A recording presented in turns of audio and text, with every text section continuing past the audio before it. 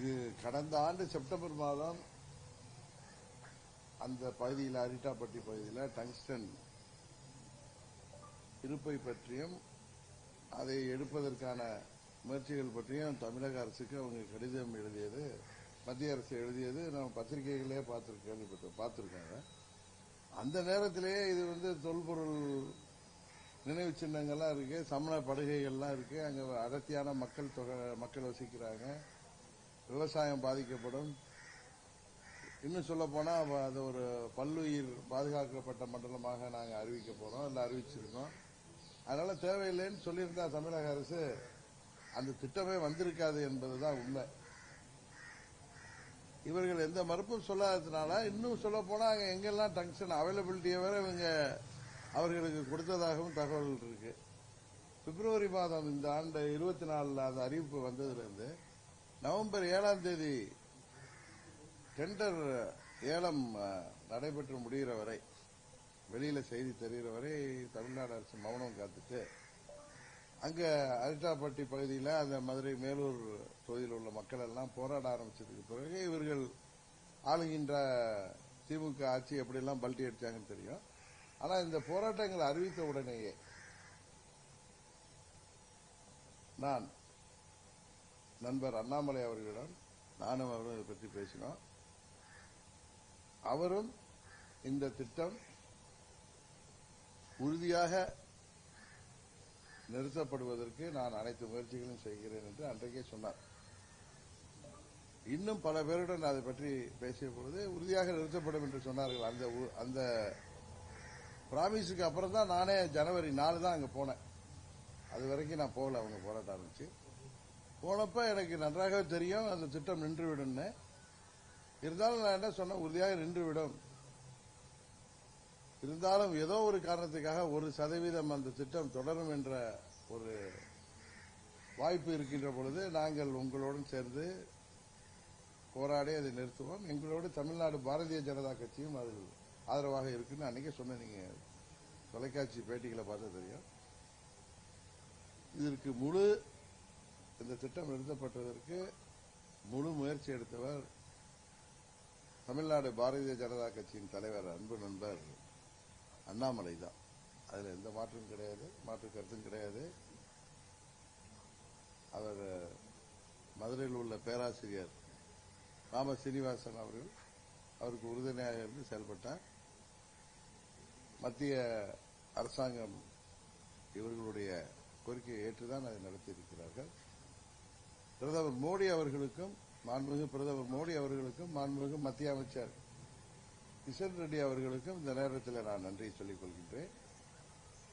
திரு அண்ணாமலை அவர்களுக்கும் எனது நன்றியை தெரிவித்துக் கொள்கின்றேன்.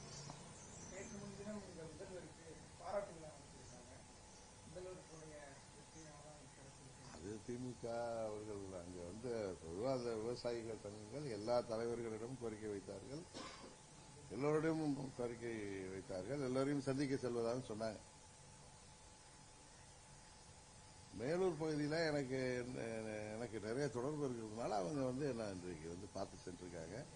நான் கூட சொன்னேன், நீங்க இங்கதான் வந்து சந்திக்கணும்னு அவசியம் இல்லைன்னு எனது அருமை நண்பன் மேலூர் சாமியின் மகனிடம் சொல்லி இவர் மூலம் தான் அவங்கள்ட்ட நான் தொடர்பில் இருந்தேன். இதுல என்ன நடந்துட்டு இருக்குங்கிறது சொன்னேன். இருந்தாலும் அங்க பொதுவெளியில பேசுறப்ப நான் 100% அசூரன்ஸா சொல்லிடக்கூடாது ஒரு திட்டம் நிறைவேற வரைக்கும்.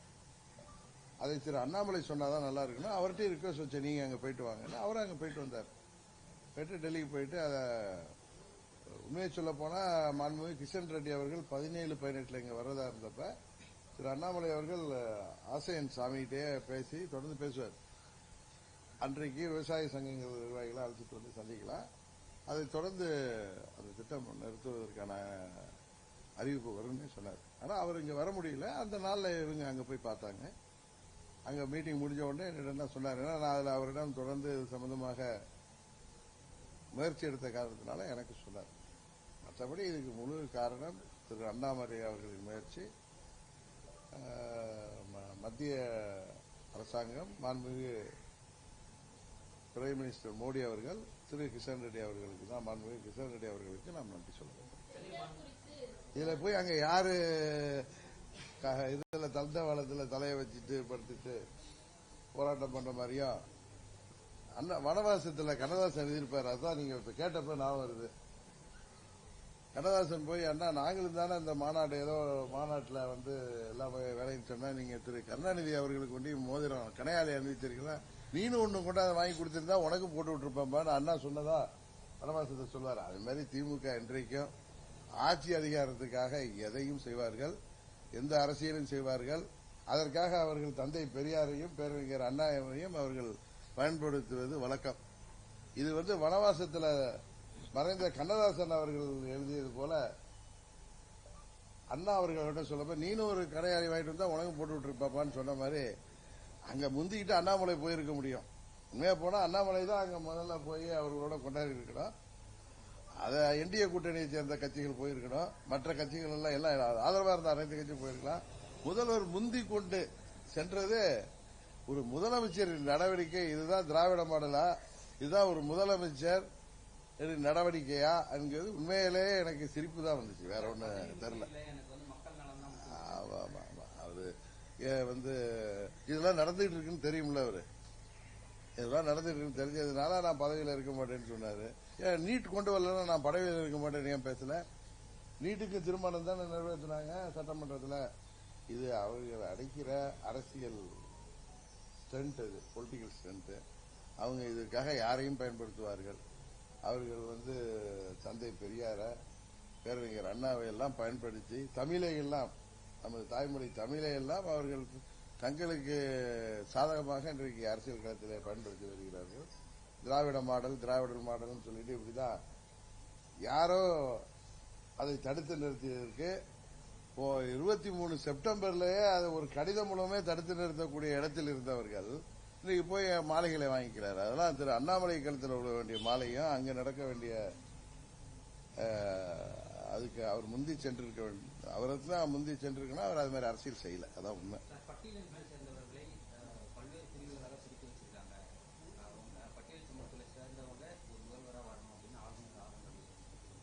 நல்ல கருத்து தானே ஆளுநர் ரவி அது மாதிரி சொல்ற கருத்து நல்ல கருத்து தானே. அது வரவேற்க தகுந்த கருத்து. அந்த சூழ்நிலை வர வேண்டும் என்பது எனது விருப்பம்.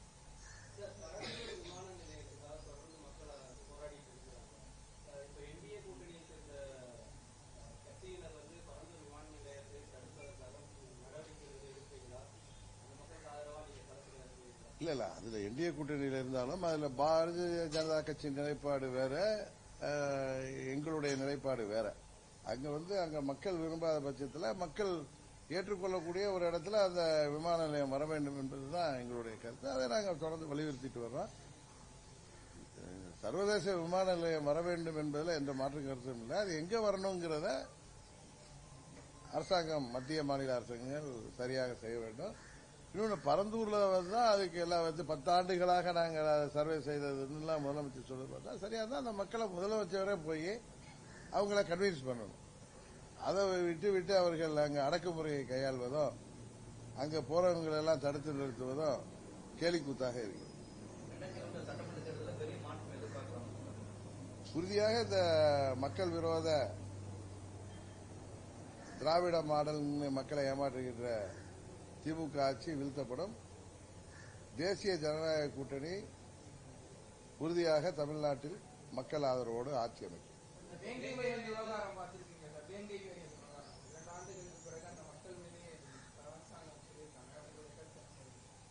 இல்ல இதுல வந்து ஏற்கனவே விசாரணை கமிஷன் அமைக்கப்பட்டு அங்க இன்றைக்கு சிறப்பு புலனாய்வு படையெல்லாம் போய் ஏதோ பார்த்து இன்றைக்கு இப்படி ஒரு அரசாங்கம் அது போன்ற ஒரு நிலைப்பாடு எடுத்திருக்கிறப்ப சகோதரர் திருமாவளவன் மற்றும் கூட்டணிக்கு அவங்க திமுக கூட்டணி இருக்கிற கம்யூனிஸ்ட் கட்சிகள் எல்லாம் சிபிஐ என்கொயரி கேட்கிறாங்க. அதனால அதை சிபிஐ என்கொயரி அதில் அமைத்து உண்மை குற்றவாளிகளை கண்டுபிடிக்க வேண்டும் என்பதுதான் எல்லாருடைய விருப்பமும்.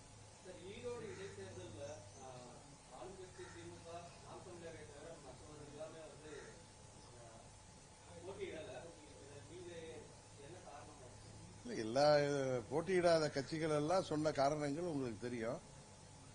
இது திமுக ஆட்சியுடைய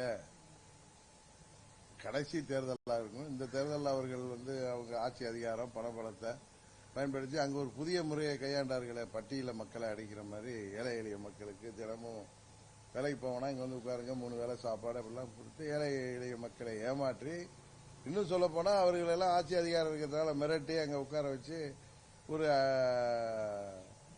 என்ன சொல்வது, ஒரு ஜனநாயக விரோதமான ஒரு தேர்தலை அவர்கள் அங்க எப்படியும் தேர்தல் ஆணையத்தை ஏமாற்றி நடத்துவார்கள். அதனால 26 சட்டமன்ற பொதுத் தேர்தலில் பார்த்துக்கலாம். இந்த தேர்தல் முடிவு ஒன்றும் தமிழ்நாட்டின் தலையெழுத்தை 26ல மாற்ற போறதில்லை. ஏன்னா பல தேர்தல்களை இடைத்தேர்தல்களை பார்த்திருக்கோம். ஏன்னா 21 தேர்தலுக்கு முன்னாடி விக்கிரவாண்டி இடைத்தேர்தல் எப்படி இருந்தது, 21 தேர்தல் அங்கே யார் வெற்றி பெற்றார்கள் என்பதெல்லாம் உங்களுக்கு தெரியும். அதனால இது ஒரு பெரிய அரசியல் மாற்றத்தை உருவாக்கக்கூடிய தேர்தலும் அல்ல. இதில் போட்டியிடாததால் எந்த கட்சிக்கும் பின்னடைவு ஏற்படும் என்றும் நான் நினைக்கிறேன். சட்டம் ஒழுங்கு சந்திச்சிருக்குது. இங்க இன்றைக்கு ஏற்கனவே நாம் கேள்விப்படாத அளவுக்கு பெண்களுக்கு எதிரான குற்றங்கள்,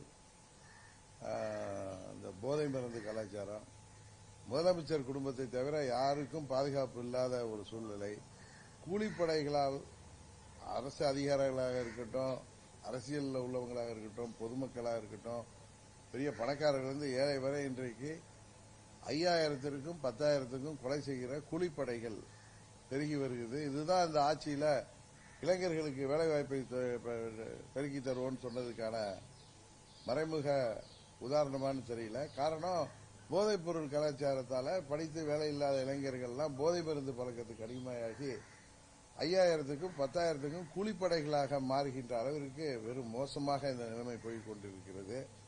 கள்ளச்சாராய சாவுகள் எல்லாம் நியாயப்படுத்தப்படுகிறது. அதுக்கெல்லாம் 10 லட்சம் அரசு நிதி கொடுக்கப்படுகிறது. இது ஒரு தவறான முன்னாதாரமான ஆட்சியாக நடைபெற்றுக் கொண்டிருக்கிறது. இந்த ஆட்சி முடிவுக்கு வர வேண்டும் என்று மக்கள் உறுதியாக நம்புகிறார்கள். அது வரும்.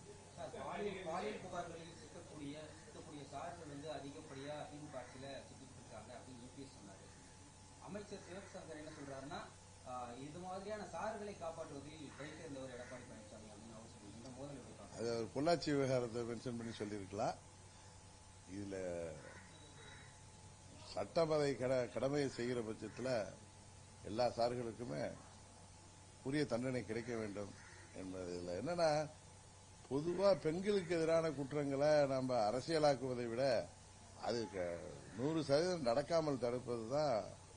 எல்லார் வீட்லயும் பெண் குழந்தைகள் வைத்திருக்கோம், எல்லாருக்கும் பெண் குழந்தைகள் இருக்கு, சகோதரிகள் இருக்காங்க.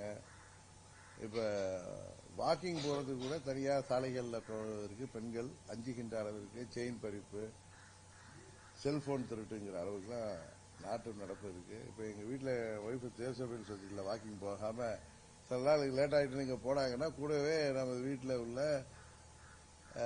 உறவினர்களோ இல்ல நமது ஓட்டுநர்களோ காவலுக்கு செல்கின்ற அளவுக்கு இன்றைக்கு நிலைமை இருக்கு. ஏன்னா ஏற்கனவே நாங்கள் எத்தனை முறை இதே கற்பங்காடன்ல தனியாவே என்ன துணைவியாளர்கள் வாக்கிங்லாம் போவாங்க. அவர்கள் என்னதான் துணிச்சல் மிக்கவராக இருந்தாலும் தனியா வாக்கிங் போற அளவுக்கு தேசபைகள் சொசைட்டில போகலன்னா இங்க போறப்ப அவர்களும் 2 பேர் துணைக்கு அழைச்சிட்டு போற அளவுக்கு தான் இன்றைய நிலைமை இருக்கு. இது யதார்த்தம். அது பழனிசாமியும் ஸ்டாலினுக்கு எந்தவித வேறுபாடும் இல்லைங்கிறது இப்ப தெரிய வருது. பழனிசாமி ஆட்சியில நடந்த ஊழல்கள், குற்றச்சாட்டுகள், முறைகேடுகள் எதெல்லாம் எடுத்து திரு ஸ்டாலின் போராடினாரோ இன்றைக்கு அதையெல்லாம் அவர் ஆட்சியில் அதை விட அதிகமாக நடைபெறுகிறது. பழனிசாமி ஆட்சியில் 10% 15% இருந்ததெல்லாம் இப்ப 25% ஆயிட்டுன்னு எல்லோரும் பேசிக் கொள்கின்ற அளவுக்கு தான் வருது. இன்றைக்கு பழனிசாமியில ஒரு 10-15 நபர்கள் பலன் அடைஞ்சாங்க. இப்ப ஒரு குடும்பம் ஒன்றையும் பலன் அடைஞ்சிட்டு இருக்கு. அதான் வித்தியாசம். 2 பேரும் என்னங்க ஜனநாயகன் அப்படின்ற படத்துடைய டைட்டில் விஜய் நடிக்கிற அடுத்த படத்துடைய ரெடியா இருக்கு. அதுல வந்து எம்ஜிஆர் போலவே அவர் சாட்டி வச்சிருக்காரு அப்படின்ற.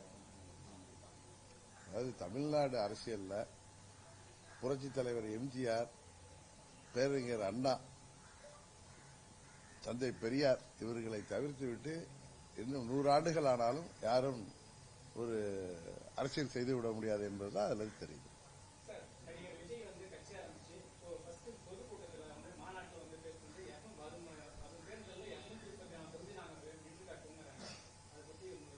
அது அவருடைய ஆசை. அவர் சொல்றாரு இதுக்கெல்லாம் இறுதி எஜமானர்கள் மக்கள் தானே இதெல்லாம் தீர்ப்பளிக்கிறது. இதுக்கு என்ன போய் கேட்டா நான் என்ன சொல்ல முடியும்? நான் சொல்றது தேசிய ஜனநாயக கூட்டணி மாபெரும் வெற்றி பெற்று திமுக ஆட்சியை வீழ்த்தி நாங்கள் கூட்டணி ஆட்சியை அமைப்போம் என்பதுதான் எங்களுடைய நிலைப்பாடு. பெரியாரை தவிர்த்து அரசியல் செய்யுங்க சொல்றீங்க. சமீப காலமா சீமானுக்கும் பெரியாருடைய ஆதரவு அதுதான் சொல்றேன். பெரியார், தந்தை பெரியார் அவர்கள் தமிழ்நாட்டிற்கு, தமிழ் சமூகத்திற்கு செய்த பணிகள், அவர் செய்த சீர்திருத்தங்கள் எல்லாம் ஏராளம். அதை ஆதரித்தோ அல்லது எதிர்த்தோ பேசிதான் ஒவ்வொருவர்கள் சிலர் தங்கள் நிலைப்பாட்டு, தங்கள் இருப்பையே காட்டிக்கொள்கின்ற அளவிற்கு இன்றைக்கு தமிழ்நாடு இன்றைக்கு இருக்கிறது. அதான் நிலைமை. அவரு சீமான் கடந்த ஆண்டுகளில் பெரியாரை பற்றி எப்படி எல்லாம் பேசினாரோ, எப்படி புகழ்ந்து பேசினார் என்பது எல்லோருக்கும் தெரியும். இன்றைக்கு அவர் மாறி பேசுவதற்கு காரணம் என்ன என்று அவருக்கு தான் தெரியும். அதனால பெரியாரையும் பேரறிஞர் அண்ணாவையும் புரட்சி தலைவரையும் சுட்டிக்காட்டாமல் ஆதரவாகவோ எதிராகவோ பேசினால்தான் இன்றைக்கு அரசியல்ல இருப்பே தெரியுங்கிற நிலைமை தான் இன்றைக்கு இருக்கு.